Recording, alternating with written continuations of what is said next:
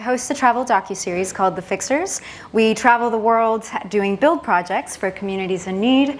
I am a carpenter on the show as well as a host, so I get to go in and build alongside the communities and just be a force for change, for discovery. Really, though, the main aspect of my work at the moment includes learning from the communities that we're going into. They start with the stream, they start with a vision. We partner with nonprofits that are doing work in these communities. And we go in with expertise in building. When I say we, I mean I host the show alongside 3 other very talented builders. We all have different skill sets. Ironically, I began my career at 6 years old as an actress. And I was an actor for many, many years. I also got a BFA, Amy, fellow Amy. There she is. And yes, and I thought, well, what am I doing hosting a show about construction, about service, when I got the job? Because I thought for sure I'm not going to get the job. I went into the audition thinking this is going to be so much fun to just, enjoy the room and the moment with people that are doing amazing things around the world. There's no way that I am a fit for this. But as they asked me questions about myself, about what my goals were in life, who I was, I started to realize that everything that I had done leading up to this point in my life was preparing me to host this show or to be a part of this experience. Why do I say that? Because carpentry, in my mind, was always a hobby. I did a lot of service work, volunteer opportunities, Habitat for Humanity type of stuff when I was in college. But I always thought, no, I'm going to do Broadway. I'm going to be in movies. That's what I've always known. That's what I'm striving toward because I want to tell stories. What this experience has taught me, and what I'm here to talk to you about regarding creativity, is how much our story becomes the creative journey that we then output. So to go into that discussion, there's a lot of technology people here, and so I'll use input versus output. I thought creativity previously was a lot of output. What can I show the world? What can I bring to the table? What can I show that is important to other people, that will resonate, that will create, that will inspire them the same way that I've been inspired by major artists. But as I went along, I realized I was striving for an end result. I was striving for perfection. I was striving for this amazing work of art that I could create, either creating a role or writing a story. And I realized that as much as I was focused on output, where I was the most powerful was when I was in a state of input, when I was in a state of being fully present with what the moment had to teach me. So going to all of these communities with this TV show, as a former actress, now TV host, I started to realize that a lot of the communities, a lot of what they were teaching me was influencing my work within these communities. So this is The Fixers, this is the TV show. When I was in Bangladesh, which is where I just came from, I'm massively jet lagged, but I am still moved and full in my mind from the experiences there. Because the children that were in that community were in the middle of the slums, we're in the middle of one of the most impoverished areas in the world, and the most populated as well. And the kids that were there came up to me every morning, and we started playing games, and that's how I would start the morning. We would play games, and they taught me exactly how they played games. They took a tire from an old bicycle, and they were able to hula hoop. They took a plastic bag, tied it to a string, and ran around, and the wind would blow the plastic bag, and that was the kite. I don't have a picture of it, but they had a jump rope fashioned out of vines from the tree, and we all did a little bit of dual tandem jump roping, which I had to prove myself as the adult in the room. I was like, I got this. What it taught me most recently, and this is the most recent story out of thousands now doing the show in its 4th season, is that we don't need, as human beings and as creatives, we don't need anything fancy to create with. We don't need anything in particular other than human connection, and whatever we have around us, there's something to be had, and there's some creative fun that can arise from it. So we don't need much, just a state of play. And that's all really creativity stems from, is can we be in a state of childlike naivety? Are we starting from a place of, I know things and therefore now I'm ready to show them? Let me tell you, I have been all over the map. I've been in telenovelas in Mexico, where I'm originally from. I've had to learn a new language and, coming to the States and develop a career in that language. I've been in business meetings. I have never in sustainable energy, and I've been a theater director at Inaugural High School at 21. I never thought I knew what I was doing. I still don't. I've done so many things in my life, and the only compass I've had is fear.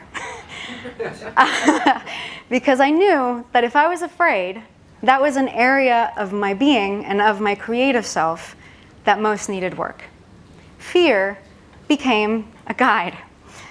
When I booked a construction show and all I had was my little carpentry projects from home, and now I was doing we'll build, a pineapple factory in a week. That's the drama of the show as well. And we do it alongside the communities. I was so afraid.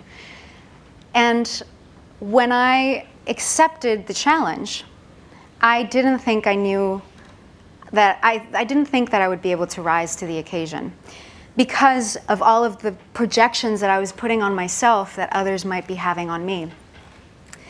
And that's when I started having no fun at the beginning, because I thought, I need to be exactly what they expect. I need to be this or that. And then each time, when I was theater director, each time I went into a business meeting, to now hosting a TV show, I am shown that really, the more that I learn from around the world, the more I realize how much I'm never going to know, and how much I can never predict anything. And I think that all of us, being creatives in the room, being creative by nature, that's one thing that ties us all together around the world, cross languages, cross cultures. Everyone is creative. That is our nature. And so when we are in a blank state of wonderment, and thinking, what is this experience that I've never had going to teach me about myself, about creativity, about the world, about other people? That's when we create real magic, because we're in a state of output and thinking of the what, as well as a state of input, and listening to the signals, to the things that we're being taught. And I believe we can't be truly creative without that state of input, of downloading, like Sammy said earlier, downloading some sense of almost divine inspiration from what we notice around us, from our awareness of other people, of events happening, and creating off of those. We didn't create existence, we didn't create life, therefore anything that we might come up with is based on our own experience.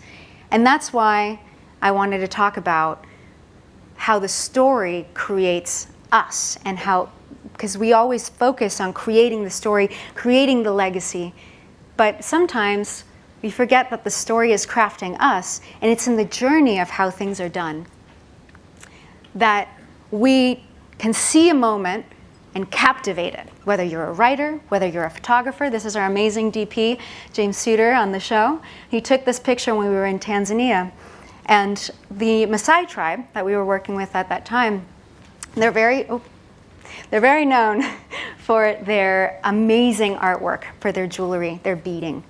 The women of the community, we built a beading factory for them, because they always used to have to sit on the ground, and most of them are older. And working alongside them and hearing what was important to them within that community being so different from anything that any of us had experienced, there was this moment that James just saw this woman, and she was deep in thought, and he just said, "Look up." And she looked up at him and captured this amazing image. And I just think it's so beautiful because it encompasses so much of her culture. It encompasses so much of her essence in that exact moment of deep thought.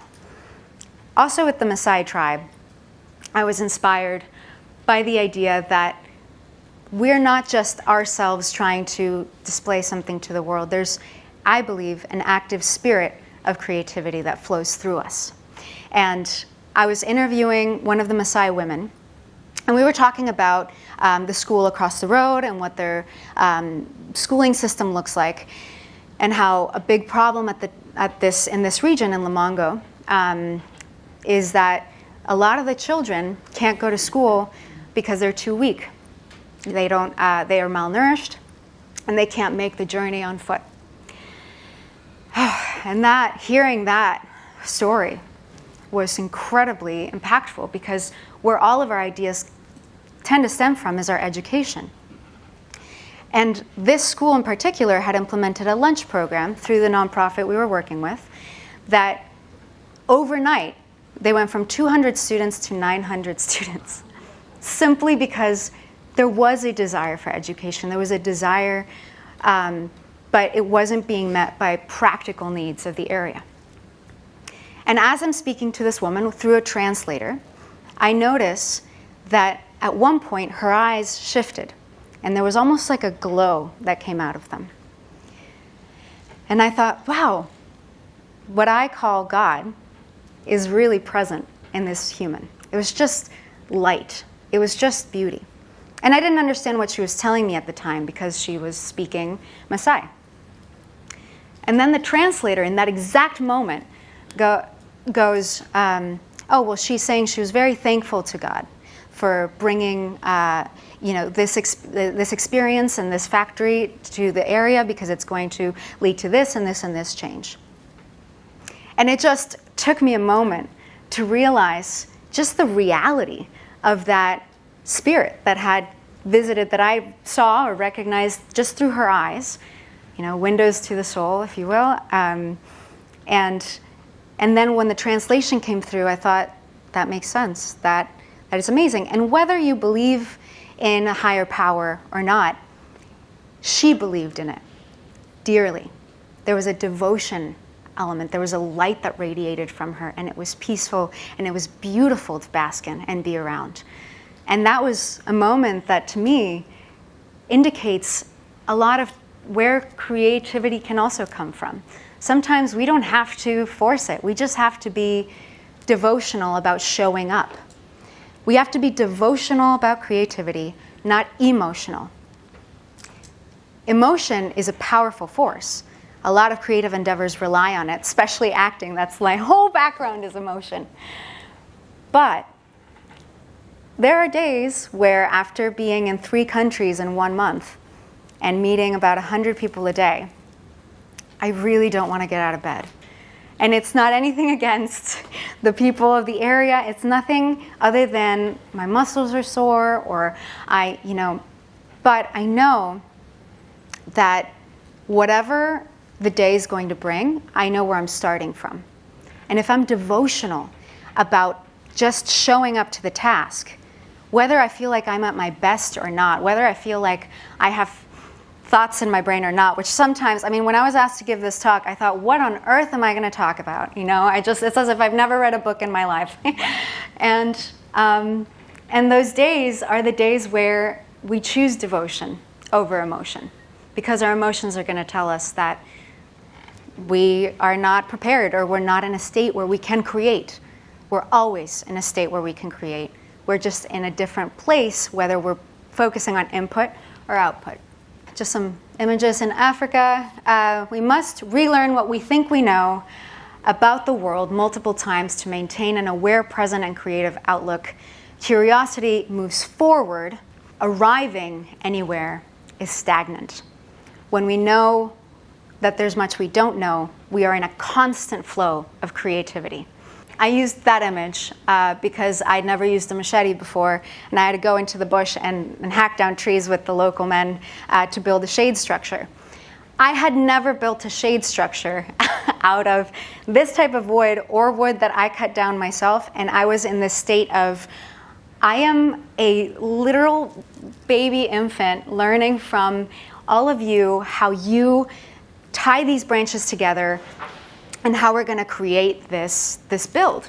And being a student, as well as being deemed a leader or hosting that specific build, that was actually in Sierra Leone, West Africa. And I realized that as a student, I am in an incredible position to just absorb, and in absorbing, I'm giving because the community members are getting to express themselves. And to recognize someone else's ability to empower themselves or to bring something to the table that is not anything you could have possibly brought is part of getting all the creative input. We had Billy say earlier too, he said, if I didn't know that about our host, I wouldn't have been able to call him up and say this. And we are inspired by the creatives around us, and the best projects are always a collaboration. I don't believe in the word manifestation. You can change my mind later if you do. I call it co-creation because I believe that doesn't take credit for the things that happen, but it is a tandem effort to create something down the line, something to happen.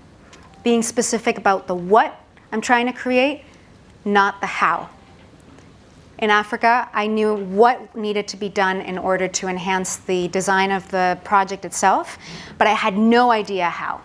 And it was in the journey getting to there that we were able to build this shade structure out of palm leaves and bamboo sticks and the tree branches that were cut down.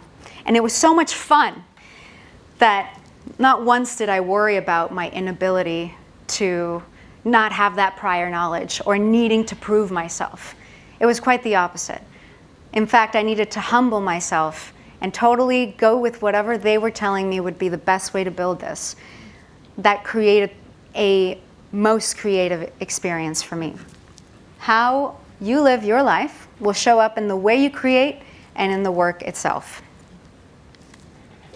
So if you're a writer, I don't believe that you can write something that truly is meaningful to somebody else unless you're literally bleeding on the page, whether that's painful or joyful, but there's a level of truth and transparency and authenticity that is in the journey itself of even writing the novel or the biopic or the book that resonates with the audience. They see as they feel it, as they read it, they know there is a humanity behind this writing, this piece of writing that they are able to connect to and form their own ideas. What's the purpose of creativity? Why are we even wanting to be creative? When we learn something, we immediately want to share it with our parents as kids. When we learn something, maybe we want to tell our friends or share it with an audience because it's innate, it's instinctual. And so to write and give a truth and be authentic and be transparent in the ugly and in the beautiful creates an ability to open up a vulnerable space where we all can see each other truly and be honest about our experience and our place in the world. Not be an expert in anything, not have arrived anywhere, but rather that we're all taking a journey that we're enjoying, and that we can see each other truly for who we are, which is creatives. An actor, I won't go through the whole list, but as an actor, I will go into this one. I believe an actor's role is to imagine circumstances that trigger the senses. Because as an actor, I would hope I'm having a genuine experience on stage or in front of a camera that is moving me so much, even though I've rehearsed these same words again and again and again. And how do I do that? I create specifics that I'm tapping into, sensory details. If I'm talking to a partner in a scene and they are my significant other, but we broke up, and that's the circumstance, right? And so we're talking to each other, and there's so much love there, and there's so much that I want to say, and I have to create those specifics in order to be affected by it. Because then when I land in the moment, I'm saying the words that I've practiced many times, but suddenly the words are affecting me. And it's an input as much as it is an output, a reaching for something. That's why I put that picture. But we're always reaching in a scene as actors for what we want. And a great writer is never going to give it to you. A great writer is going to make a scene where you're reaching, oh, and that tactic didn't work. Okay, so I'm going to reach over here, and that one didn't work either. And we're in this back and forth boxing match. And that's where we discover that new emotions can arise from a scene we've done 1,000 times. But suddenly this time, my scene partner said that word in this specific way, and it hit me in a totally different way because of where I was in my story. What happened to me walking to the bus station that morning. And that's a beautiful thing, to be able to be in a state of input, even though we're the ones creating. So that's it. Any questions? My question is for clarity on your show. When you go to these countries, or as you refer to it, the slums, I was kind of confused about the creative exchange, because in the pictures and your demonstration, you said that they were helping you build with their materials and their sheds, and as well as you created you helped them create a bead factory because they were working on the floor. So I'm guessing, clarification on, is the intention to further them in their creativity, or? Great question. Yes, I launched into the theory before I gave a detailed explanation of the show itself. So the show itself is, we do build projects for different communities, and all of the examples that I gave were from different parts of the world as the images came to my mind. In Bangladesh specifically, what I was trying to say is that the kids taught me that in the state of play and in their own creativity, they had resources around them where they were just having a good time. In the show, I am building, and I am part of that is finding out the stories of the locals, connecting with the communities, as well as then designing the build and working with the nonprofit. There's 4 hosts, so it's me and 3 other guys, and we all have different expertises. I studied comparative religion in college as well at Harvard Extension, and my main focus on the show is anthropological. It's learning from the communities their build methods and incorporating them into any plans that we may have had for that build. We partner with nonprofits who are doing specific work in each area. So for example, when I mentioned the pineapple factory that we built, and they're all in 1 week. The pineapple factory was for a group of women, tribal women in Suriname, smallest country in South America. And they were looking to launch a business off the ground, which was a pineapple factory. It's using pineapples because that's a major resource in that area. And so taking from what they're trying to achieve and seeing the best way to work together so that they can further that mission on their own. We're only there to support the build, leave something that they can then be empowered by and keep that effort going. So it starts with a dream, and it starts with what they are already doing in that area.